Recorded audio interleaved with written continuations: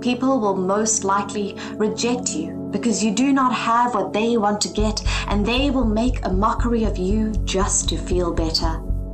People will let you down, belittle you, and make you feel inferior before them. Everybody is rejecting you because there's nobody to speak for you, but you don't have to be broken, and you don't have to remain where you are. If they chase you away from their presence and don't want to relate with you, if everything they do is to neglect and abandon you, you should realize that there's nobody on this earth that would help you if God has not helped you. I assure you this day that this is what is going to happen to you. Yes, they have rejected you. Yes, they have said so many things about you, and they have not opened their eyes to see the potentials that are locked up in you. But don't worry, God is working out something for you that is going to take you to the top. They might do everything to ensure they create a gap and difference between you and them, because they want you to know they have gone farther and higher than you have.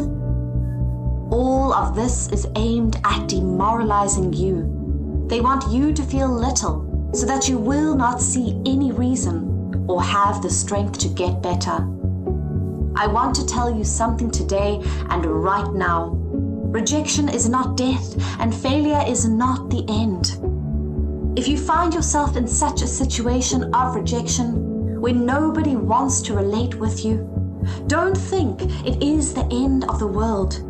They do not see any value in you, and that is the reason they have rejected you and everything that you do. Your opinion, your actions, and your personality would most likely be taken for a joke without them paying any relevant attention or having an interest in it. There is a character in human beings that you cannot take away from them, and that character is what makes everyone whatever they are and what they are not. You might meet someone for the first time in life, and the person measures your value by the things they see you present, your outfits, and other materialistic factors. While we do not appreciate bad appearance or encourage you to go beyond your limit, a person's value should not be determined by outward appearance only. But the truth is that we are in a world where people place value and respect on you by the things that they see you have. Your clothes, your shoes, your cars, possessions, and houses are things people now place value on. Upon these things you will be respected and accepted. But that is not the way it ought to be. And so you realize that you have been rejected by many because you do not have anyone to help you get to the top. At this point in your life, you don't need to be broken or disappointed. All you need is to see and apply the blessings and the testimony of all the people in your life. Have you not read that Jephthah was rejected by his brethren, and they sent him away from their presence and their community to go and stay on his own because they do not want to have him around them or allow him to share from their inheritance? They said he is an offspring of a harlot, and they rejected him because they think he does not have any place among them. They rejected him because they think he is a curse and not a blessing to them. But there is a way God changes things for people. There is a way God turns situations around for His children. If human beings reject you and God accepts you, then you are on the better side.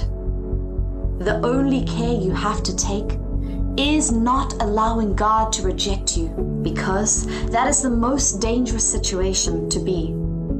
Have you not read or heard that one with God is the majority? Now you have to look at the life of Jephthah. The same people that sent him away from them, the same people that rejected him, were the ones that ran into trouble, and they needed Jephthahs to come and help them fight. They began to call on him and beg him to come back to help them, and deliver them from the hands of their enemies. Have you ever wondered or asked yourself, who does that? Who turns situations into such testimony, if not God? Have you not heard the story of the rejected stone that later became the chief cornerstone? That blessing that you think you have lost because people have rejected you will be restored. Concerning that job you think will not come again because people do not want to give it to you, seeing that they have nothing to receive from you. Do not worry. God is bringing a blessing that will make that job yours, and when you have that job to yourself, you will receive the promotion that will put you on top of others. When you are on top, then you will rule and lead those that have looked down on you and those that have not seen anything of value in you previously. Those that have despised you and mocked you, telling you that a good job is not for you because of your background, will be put to shame in the end. That is what God is planning for you. That success that people have told you will not be yours, and as a result, they have rejected you, will come to you.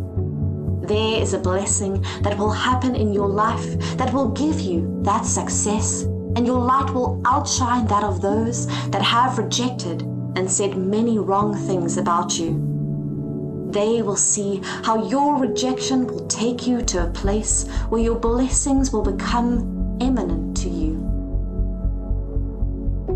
They will push you into the blessings that God has promised and prepared for you. Stop crying because it is not going to bring that blessing. Stop complaining to people and stop telling people your weaknesses and your problems, because they are not going to be the ones to help you. Only God knows the one that will bring the help you need. God is the one that will bring the blessing. It is going to come from God and not from humans. The only thing humans can do is to mock and despise you, to talk you down and to discourage you. But when you take your problems to God and discuss it with Him, God is going to change everything entirely in your life, and you will see that the projections that have been made to destroy you will become a blessing. They might have thought that you cannot survive alone and that in abandoning you, you will die. What they did not know is that leaving you alone will teach you how to survive alone without depending on a man. This is how God is going to bless you. Your blessings are imminent, and trusting God is the surest thing to do at this moment. Your faith is very important in this journey. When others are casting you away, there is something remarkable God is doing with that action. God is taking you into your blessings, so trust God and hold on to Him, because God cannot fail you, and you'll be blessed. He will give you the answers to your prayers. It may be difficult for you to know what God is planning for you right now, but you just have to follow His trend and intentions. You just have to follow the instructions of God so that everything will work for you.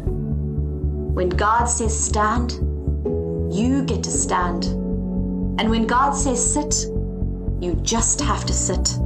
When God says work, you just have to work. And when God says stop, you just have to stop. Even if they are rejecting you, when God says don't stop going, never stop going. God is in charge. God is the master planner, and He knows what is ahead of you. He knows what He has prepared for you, and you don't have to quit or give up on God. God has prepared a very bright future, a giant one for you, and your future is going to be secured no matter what you face and no matter what you go through. No matter what it takes, God is going to make this future a realistic one for you. All you just need to do is to believe in God.